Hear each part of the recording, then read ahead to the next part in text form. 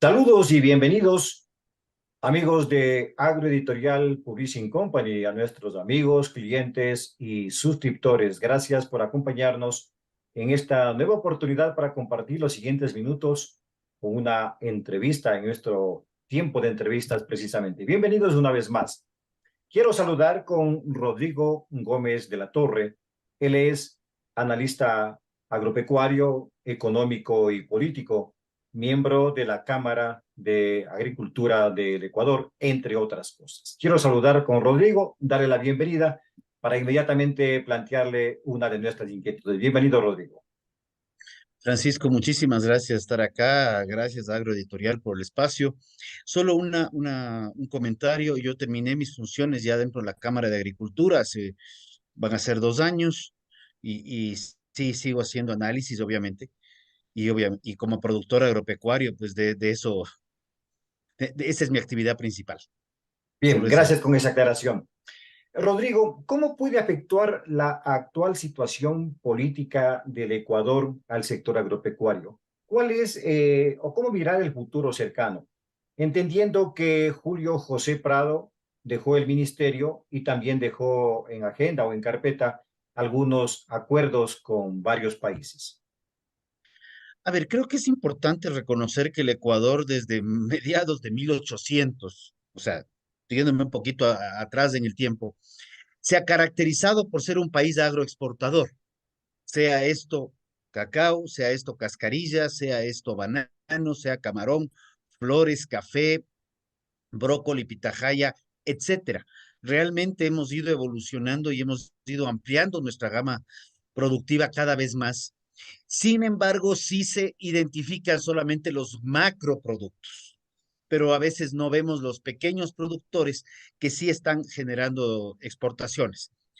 En los acuerdos comerciales siempre necesarios, siempre adecuados. Lamentablemente, el Ecuador más bien ha sido arisco, si cabe el término, a, a incluirse en acuerdos comerciales. Por un tema político en el gobierno de Palacio, por un tema de Occidental, se perdió la oportunidad de firmar el acuerdo con Estados Unidos de manera conjunta con Perú y con Colombia. Y de igual manera, nos salimos porque definió el Ecuador que no era el momento de la Alianza del Pacífico, de la creación inicial de Alianza del Pacífico en los ochentas, y de igual manera tampoco también nos retiramos del acuerdo multipartes con la Unión Europea. Más bien han sido temas que han venido sumándose en el tiempo, en donde Estados Unidos sigue pendiente y en donde Alianza del Pacífico, por un tema con México actualmente, está pendiente. Sin embargo, los acuerdos comerciales han sido lo que ha permitido seguir creciendo y el comercio exterior ha crecido inclusive sin acuerdos comerciales, a pesar de los bloqueos propios que nos autoimponemos lamentablemente. ¿Por qué se da Entonces, este siento que fenómeno? es ¿Por qué se da este fenómeno de crecimiento a pesar de que no ha existido acuerdos? por la capacidad productiva, por la capacidad de innovación. Y tú ves que los sectores que más crecen son los sectores que menos interviene el gobierno. Cacao, se fomentó el boom del cacao fue en 1860. Más bien ahí permitió crecer. Cuando llega la escoba de la bruja a inicios de 1900, se suscita un evento muy interesante. Con la escoba de la bruja sufre el cacao, fundamentalmente, pero el tercer producto más importante de exportación, que era la cascarilla, que se servía para la cura de enfermedades, pues despunta maravillosamente. Luis Novoa Naranjo encuentra un mercado para el banano e inmediatamente apuntala a ese mercado sin que el gobierno esté de por medio. Las flores es otro sector que despunta maravillosamente sin que la participación del gobierno. El tema del camarón crece sustancialmente y el camarón pega el brinco más grande en el peor momento del planeta, que fue la pandemia, cuando el principal mercado era China. Resulta que los chinos no podían salir, no consumían camarón y las empresas comenzaron a buscar otros mercados y se plantearon Estados Unidos. Y a pesar de no tener un acuerdo comercial, Estados Unidos se ha convertido en un gran comprador del camarón ecuatoriano. Entonces, cuando tú ves la dinámica, tú te das cuenta que más bien los productos han desarrollado y han despegado sin ningún respaldo estatal. Y los productos que más respaldo estatal han tenido, que son los que están muchas veces puestos, precios mínimos de sustentación, son los productos que se ven abocados a problemas políticos. Entonces, cuando tú me preguntas, con esto concluyo porque soy hablador, pero cuando tú me preguntas cómo veo el futuro con la política actual, veo que mientras menos política le metemos a la producción, mejor nos va. Más bien necesitamos, y esto lo he dicho en varios medios, un divorcio entre lo político y lo económico, Que no para que metan la los mano a la políticos, política. para que los políticos puedan seguir haciendo su política, su politiquería, su oportunismo político, pero dejen en el aparato económico trabajar en paz. Porque no es posible que, a diferencia de lo que otros países fomentan, aquí tenemos que trabajar a pesar del gobierno. ¿Cómo se puede entender la disminución de la exportación de ciertos productos agropecuarios como el camarón y el cacao al mercado internacional? Eso es un tema de mercado. Cuando tú me hablas del producto arroz en el mes de julio de este año, que se dijo que podía haber impactos por el fenómeno del niño a la producción arrocera, y el arroz pasó de 36 a casi $50 y ahorita ya está bordeando los 68, si no me equivoco. Llegas a un punto en que dices un producto protegido, que apareció un rumor de que puede haber problemas, apareció la peor forma de corrupción, la especulación. Pero cuando tú hablas de mercados internacionales, son reglas de mercado que están por fuera del país, donde no hay gobierno que medie. Más bien lo que el gobierno debe hacer en esos casos es buscar políticas que aminoren las cargas tributarias, que aminoren las cargas tramitológicas, que les compliquen la situación laboral, porque una cosa es trabajar en una oficina y otra cosa es trabajar en el campo. Son dos dinámicas completamente distintas, pero los que hacen las normas y las leyes, como no han salido ni de la oficina, peor aún conocen el trabajo de campo, muy poco entienden o conocen, o peor aún, bloquean a quienes estamos tratando de explicarles que la dinámica es distinta. Hace un momento tú topaste el tema del fenómeno del niño que nos han anunciado que está a las puertas. Esto es complejo, indudablemente. ¿Qué le puede pasar al sector agropecuario si es que nos llega el niño? No me atrevo a pronosticar. Te puedo decir que las evidencias climatológicas en el mundo entero han demostrado que el clima está cada vez más extremo en sus apariciones, más extremo en las lluvias, más extremo en las sequías, más extremo en los calores. Se está anunciando un fenómeno del niño fuerte, ya estamos hablando de un 99% de probabilidades de que llegue, y más bien veo con mucha preocupación que el otro niño que yo les he calificado, el niño político, los políticos que están como fenómeno del niño también, resulta que no están hablando del tema, porque creo que no tienen claro lo que se les puede venir o no quieren decir que no tienen idea cómo afrontar algo. En el año 97-98 el fenómeno tuvo un impacto económico de alrededor de $2.800 millones. O sea, $2.800 millones. Estaríamos hablando que en el crecimiento de infraestructura para manejar a un niño de similares características climáticas con mayor infraestructura, el impacto sería mucho mayor. Y obviamente ahí vamos a tener un impacto también en vías que no necesariamente han tenido un buen mantenimiento y un sector productivo que no sé qué tan preparado esté para afrontar aguaceros torrenciales sin la asistencia inmediata del gobierno. Y este gobierno debería estar trabajando mucho más fuerte en campañas de información y prevención, que es lo que se puede hacer en este momento. Prevenir con limpieza de cunetas, prevenir con limpieza de alcantarillas, las bocas de los ríos en los pasos de los puentes. Ese tipo de cosas deberíamos estar trabajando, pero 24/7. Si no llega el fenómeno del niño, hicimos un trabajo de mantenimiento bien hecho. Pero si llega el fenómeno del niño, mitigamos los impactos. A propósito, y hablando del niño y hablando un poco del tema político, ¿qué le conviene más al Ecuador desde el punto de vista del sector agropecuario? Luisa González o Daniel Noboa.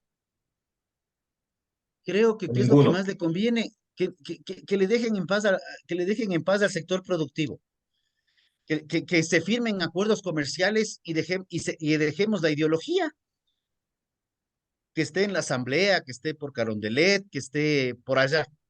Pero tú mencionaste algo, y te doy el ejemplo perfecto. Tú mencionaste al exministro Julio José Prado. Y más allá del aprecio que le guardo a Julio José como ministro de Producción planteó algo que eran los clústeres, ¿ya? En donde el ministerio no firmó ni acuerdos ministeriales, ni salieron decretos ejecutivos, ni pasaron por leyes o leyes orgánicas o reformas constitucionales. Fue la voluntad política de unir a los actores de una determinada cadena, productor primario, acopiador, transportista, industrializador, comercializador, y decirles, señores, estas son las herramientas para que ustedes trabajen sin que necesariamente el gobierno esté participando. Y ese ejemplo de los clústeres, creo que es uno de los mejores ejemplos que hay, y los clústeres que han podido ya ir despegándose del cordón umbilical gubernamental, son los que están caminando y están yendo por buen camino. Yo veo con muy buenos ojos esta iniciativa. En el tema de Julio José Prado, ¿tú consideras que se preocupó mucho del sector y que ha sido uno de los mejores exponentes dentro de un ministerio? ¿Y qué es lo que más te ha quedado en tu cabeza y en el sector de lo que hizo Julio José Prado? Precisamente eso, no decirles qué hacer, sino decirles, señores, estas son las herramientas que ustedes tienen y aprendan a trabajar entre ustedes, porque es muy común oír del productor es que los industriales nos explotan. Oír de o escuchar de los industriales es que la falta de productividad o la ineficiencia de los productores. Cuando somos socios naturales. En mi caso, yo produzco leche. ¿Cuál es mi socio natural? ¿Quién me compra la leche? Sea este un acopiador, sea este o una industria directamente. ¿Qué es lo que debemos hacer los dos juntos? Ver cómo llegar a más mercados, campañas de fomento de consumo, productos diferenciados, ese tipo de cosas. Pero eso no tiene que hacerle al taita gobierno.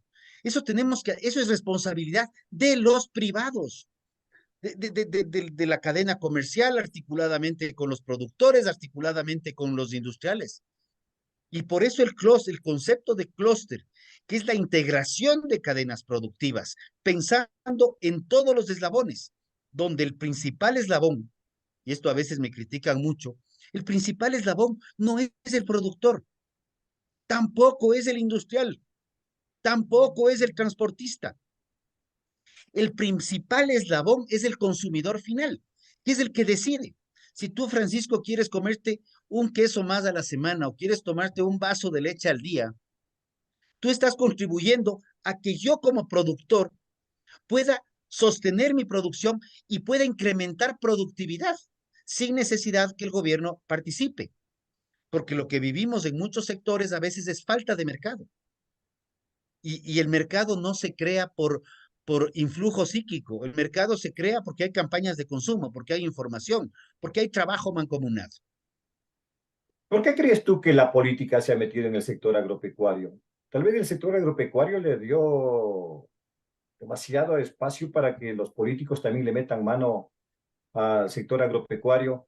La han visto como un trampolín como para ganar unos cuantos votos más. ¿Cuál es tu opinión en torno a aquello?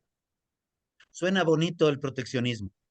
Suena bonito decirte, no te preocupes, nosotros te ponemos un precio mínimo que te garantiza una utilidad mínima. No te preocupes, nosotros te regalamos la uria, nosotros te regalamos el kit para fumigar el tal o determinado producto, nosotros te regalamos el centro de acopio. Entonces, claro, es cómodo que te regalen cosas. Es lindo que te regalen cosas. Si yo te llego donde ti como empresa de publicidad y te digo, no te preocupes, yo me hago cargo de regalarte la propaganda para que tú puedas llenar la revista de propaganda y ya no tengas que hacer gestión de buscar auspiciantes. Es cómodo, claro que es cómodo, pero llega el momento en que te dice, ay hermano, ve, se me acabó el billete, ya no te voy a dar la publicidad. y tú ya te quedaste sin haber buscado auspiciantes, sin haber visto cómo ser mejor productivo, cómo innovar en procesos de comunicación. Lo mismo nos pasa a los agricultores, lo mismo pasa a las industrias. Cuando hay mucho proteccionismo del Estado, lo que sucede es que nos volvemos cómodos con el proteccionismo y esa comodidad nos vuelve, directa o indirectamente, nos vuelve ineficientes, nos vuelve improductivos y nos vuelve, eh, repito la palabra, cómodos a buscar nuevas, nuevas oportunidades. Por eso es que el acuerdo comercial es tan interesante, porque tú ya no compites con proteccionismos. Afuera, el mercado es lo que es el mercado. Precio, calidad, diferenciación. Ve cómo entras tú. Es mercado puro y duro. Por eso es que yo digo, la competencia crea excelencia. El proteccionismo te mata. Yo creo que no sé cuál sea tu opinión, pero sin embargo, gran parte de la sociedad en todos los ámbitos se ha mantenido con el proteccionismo y es por eso la calidad de sociedad que tenemos, ¿no? No, no tengo nada que añadir. Completamente de acuerdo. Porque Eh, estamos hablando de la parte agrícola, pero podría botarte 10 ejemplos más en diferentes áreas, en diferentes sectores, en que básicamente es lo mismo. Estos son conceptos primarios. Y por eso te puse el ejemplo de la comunicación, que es un intangible inclusive. O sea, la agricultura, yo saco una papa, saco una remolacha, saco un litro de leche. La comunicación es un consumo intangible, porque es, Tangible, aquí no sacas casi nada. o sea, Rod- son otro Rod- tipo de percepciones las que hay, ¿no? Sí, totalmente de acuerdo, Rodrigo. Para ir cerrando ya este tiempo de entrevista y gracias por aquello. De ganar cualquiera de los dos candidatos, sea la señora Luisa González o sea el señor Novoa, que a propósito el señor Novoa eh, está de alguna manera integrado al sector agropecuario. ¿Cuáles serían los principales retos que tendrían cualquiera de los dos en llegar o de llegar a ocupar el sillón presidencial en Carondelet? Creo que el principal reto que tiene un político responsable con el país es combatir de alguna manera el populismo, porque si tú tienes un presidente populista, es malo, pero si tú tienes una sociedad clientelar, es mucho peor porque le conviertes a un presidente no populista en populista, porque tendrás que ver cómo regalas cositas o das protecciones para poder ser bien visto y no tener manifestaciones. ¿Cuál es el principal reto? Primero, reflexionar pragmáticamente. Están entrando a un gobierno de tal vez no llegue ni siquiera a los 18 meses, pero digamos 18 meses. 18 meses con un fenómeno del niño que yo espero estar equivocado, pronostico muy, muy fuerte, en donde al menos unos 4 o 5 meses tendrá que ir viendo cómo pone en orden la economía. Viene con una economía ya sin impuestos al patrimonio por una sola vez, por tercera vez, y que por favor no se les ocurra otra reforma tributaria, porque la economía cada vez está más contraída. Y mientras más se contrae la economía, menos plata recibe el fisco. Retos creo que son muchos. Revisar el gasto público, eficiencia en el gasto público, transparencia en la gestión pública transversal y estar conscientes que el entrar a un gobierno de corto plazo no es para ver cómo se ferean los fondos del Banco Central, como lo ha dicho la candidata González, para mantener ocupado y contento a todo el mundo, cuando esa plata del Banco Central, que está en el Banco Central, son reservas que pertenecen a gobiernos autónomos descentralizados, que sabrán cómo usarles bien o mal, pero le pertenecen también a todos los ciudadanos que tenemos algún depósito, grande o mediano o pequeño, en la banca privada. Creo que el reto más grande es ser pragmático y no entrar con ideologías y con populismos que nos van a costar mucho más que el mismo fenómeno del niño climático. Por eso es que yo hablo del niño político. Como siempre, muy enriquecedor conversar con Rodrigo Gómez de la Torre, analista agropecuario, económico y político. Gracias, Rodrigo. Hasta una próxima oportunidad. Espero tener y contar con tu tiempo dentro de este periodo para poder analizar este y otros temas. Gracias, Rodrigo. Francisco, siempre a las órdenes y siempre será un gusto compartir con ustedes. Gracias, hasta Confiemos que no pronto a hablemos de ustedes. política. Sí, hablaremos de política, de economía, y tú como experto en el área de la agricultura. Amigos de Agroeditorial Publishing Company, amigos suscriptores, amigos clientes, invitados todos, ha sido un grato tiempo de entrevista, de conversar sobre temas que interesa al sector agropecuario. Rodrigo Gómez de la Torre nos acompañó en estos minutos. Hasta la próxima.